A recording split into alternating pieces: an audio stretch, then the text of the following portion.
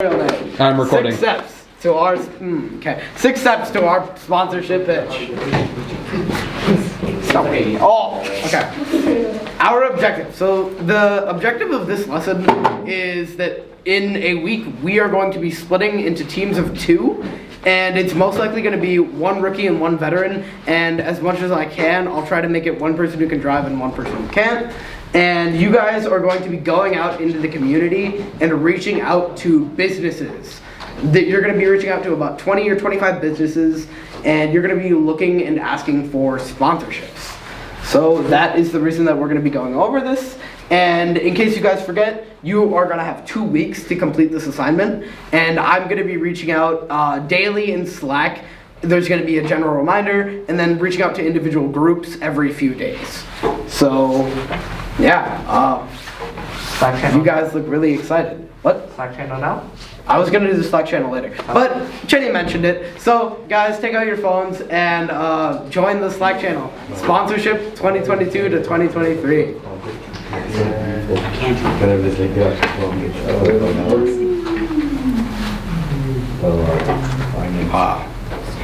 You can sense the excitement, Chenny. Come on, it's money. The cold hard cash that you use to buy all of your worldly possessions. We all want it, so we can go out and get it. Okay. I'm really bad at motivational speaking. I can do charisma, but not motivational. Okay. Yeah, everyone's joined by now. Alright,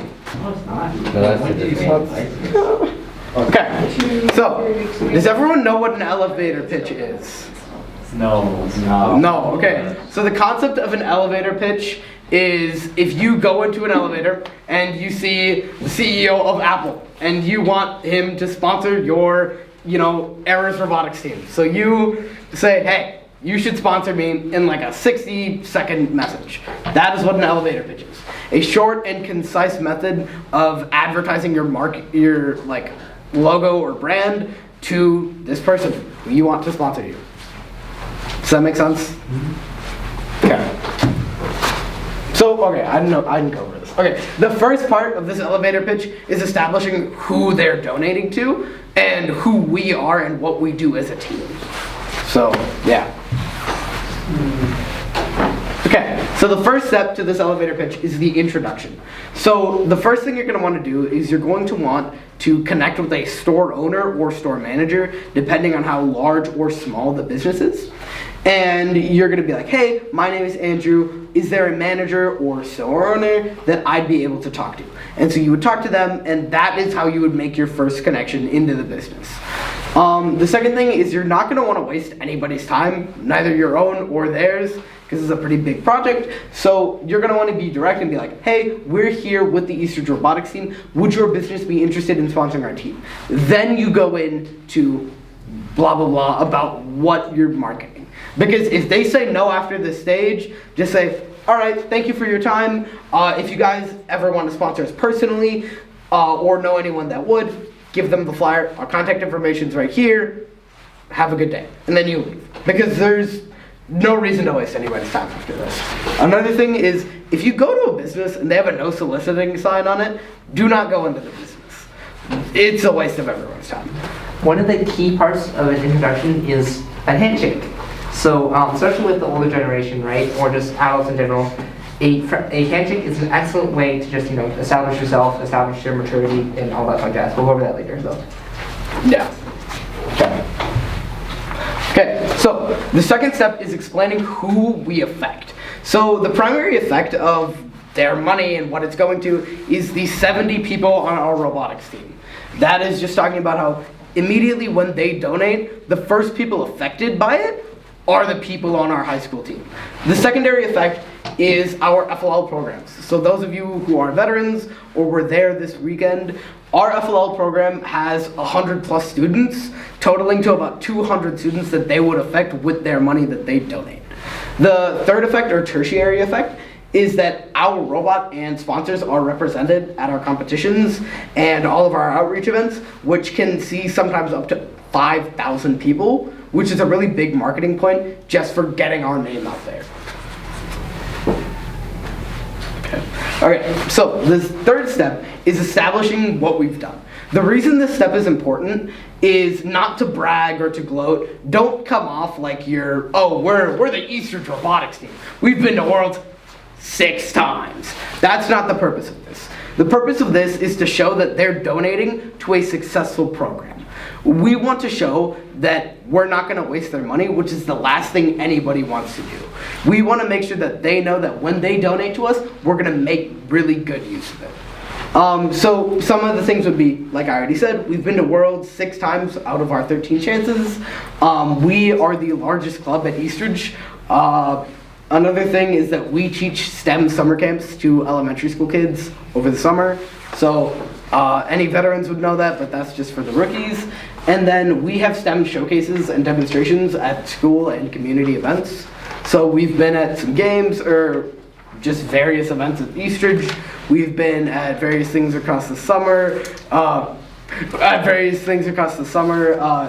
the community. And then the second to last point is about the projects that we do to promote diversity and inclusion. So I don't know if you guys have been to the library and seen our LGBTQIA+ kiosk, but we built that and then we bought all the content and books that is inside it. So that is an example of one of the projects we've done. And then the final point is just talking about how we teach STEM skills, which are very important for people or the future generation who are going into the workplace. So that's an important topic for these businesses because they're realizing that, these are the people that are going to be working for me in the future. So that's why it's important. Okay, so the second part of this elevator pitch is what we can do for them and what they can do for us. So the reason this is important is because after establishing our relationship initially with the business and letting them know who we are and who they're donating to, if they decide to donate, this is where we come in with, this is how you can help and this is what you get in return. Okay, so this step is about identifying what we can do for them. A large part of what we can offer to a business revolves around our advertising.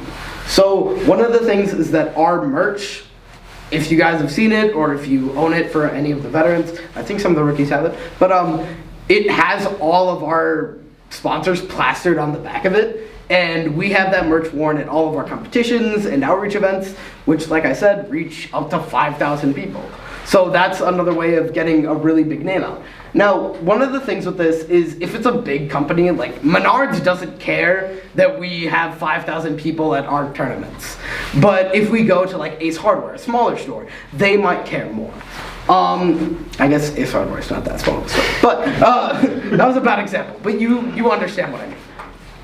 Do you understand what I mean? Yeah. Okay. Okay, and then the second point is that their company can have a prominent presence in our social media. This is very true, but again, if they're a really large company, this won't matter as much to them. The biggest thing that we're going to be marketing about what we can do for them is we are a way to reach out to the community for them. We are a way that they can hand money to us and we can do the community outreach in their name for them. That's one of the biggest selling points of the Aries. Okay, and then this is just a small breakdown of where our money goes. So like I said, people don't want to waste their money, so letting them know where their money goes is really integral to getting them to sponsor us. So one thing is that about $12,000 goes towards supporting our FLL programs, which are our like little kid programs. And then $5,000 goes to our community outreach, which are the community events we do in the summer, as well as projects like the kiosk. And then $10,000 goes towards building and manufacturing our robot. So this is important to lay out just to say like, hey, this is where the money is going. But make sure that when you're pitching this, don't dwell on the fact that you are a robotics team. Because they don't really care whether or not you're a robotics team, you shoot trap, or you play basketball. Because at the end of the day, they're donating to someone in the community. And that's really important for them. We want to demonstrate about what we do for the community rather than what we do as a team, because they could probably care less. And then the last step is talking about how much money goes to our ability to compete. So our 3 competitions, or hopefully 3 competitions that we go to 2 in Wisconsin and 1 in Houston if we make it. That is the world's competition. State. What? When we don't get 4 competitions. State? Do we have to pay for it? Yes. We do. Wait. No, but that's in this, right? MSHSL is, so we pay for our 2 shows that are sponsored by First and then State's only like $500. Yes. Yeah, so I include. Yeah. Yeah. Okay. But you said there's Yeah. 4 competitions. Yeah, but it's like small money. Okay. Valid. Anyways, that money goes towards our ability to compete around the country. So, yeah, you can say like, if you guys sponsor us, you make it possible for us to go to competitions. And that's not just registration, that's like hotel rooms, that's feeding you guys? That's like paying for eligibility for the competition. Really? Okay. Yeah. Right. Okay, now, this is the final step and arguably one of the most important. So this step is talking about how businesses can help. The first way that businesses can help is in product. So if I go to Home Depot and I ask for a sponsorship, I wouldn't be asking for money. I would probably ask for raw materials or nuts and bolts or random products. Those are ways that they can sponsor us without having to give us money. Because for them it would be cheaper because they buy everything in bulk. Now, the second way is in kind. So this means any kind of business service. So for instance, FedEx. You guys have obviously seen like all of the posters around the school. Those cost a lot to print because it's paper and it's color. So that's something that could be a really big discount for us. If FedEx was willing to give us like an 80% discount, that would help us a lot. But it's not physical money, it's just a service. And then in money is obviously the most common type of fundraising. This would be if like any business gave us a $500 or $1,000 or $100 donation, we would just take that and be like, thank you, and then give them a slight breakdown of what their money is going towards. This was like slightly vague, so I'm gonna have like questions if you guys wanna ask. So ask questions now and then I'll go over this, but any questions? Okay, Isaac? Wait, so we're gonna have to, with another person, like, Yep. get a company to sponsor us? Yes, you're gonna go to multiple companies and you'll be making a pitch like this. I'm gonna have an activity right after this where you guys are gonna write your own, but we'll get to that. So, Isaac, you look really confused. Did I answer your question? Is that a face of confusion or terror? Terror. Oh, okay, good to know. Yeah, so this is some extra information which isn't necessarily like super integral to your pitch, but it's really helpful and will help you gain a better understanding of what you're marketing.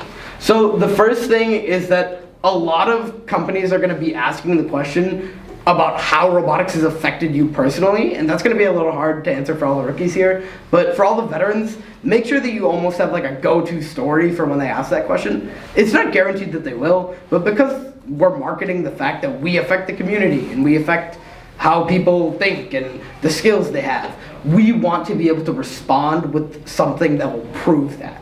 So that is a question that you guys are really gonna want to, I guess, be able to prepare and answer. So then, any more questions?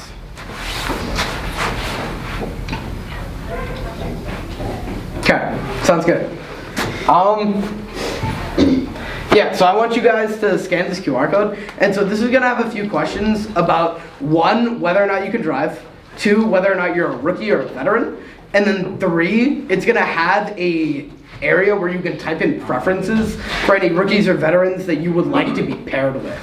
So I'm gonna give you guys like 5 minutes to complete this, and then we're gonna go into our activity. So just to be clear, we're asking you to drive with another student or students in these different businesses. If your parents, guardian, grandparents, neighbor, whomever you live with and or report to are uncomfortable with that, that's completely cool as a response. They can contact me and ask questions, but they need to be on board with you driving somebody else around these businesses. And then driving just doesn't mean that you have have a license, right? Driving is like you have a car that is available to you when you need it. If that makes sense. Using your car, Jenny. Huh? You'll just take your car? Yeah, I'm okay with that. Okay. But like, like if you have a license, right, but you can only use your car, from 8 to 9 p.m., that might not be as helpful as someone like Cody and I who drive to school every day and have our cars with us. Has everybody at least scanned the form? I realize you also have to be on your, ouch, I just, You have to be on your school account. yes. To clarify for everyone. So if it says you have like restricted access, what did you fill it out? Okay. Okay. Put on that phone real quick. You already know. True. You good? Nah, I'm gonna give them like one or two, because you have to write for the last question. But you don't need to scan the thing. Yeah, but like, I don't know. I have no reason to fight. I'm more slides now. For the recording. One more slide for them. Like, can we swipe to the next slide? Because this doesn't last much left of it. We can just have it. Okay. Yeah, sure. If it, yeah, that's how you do it.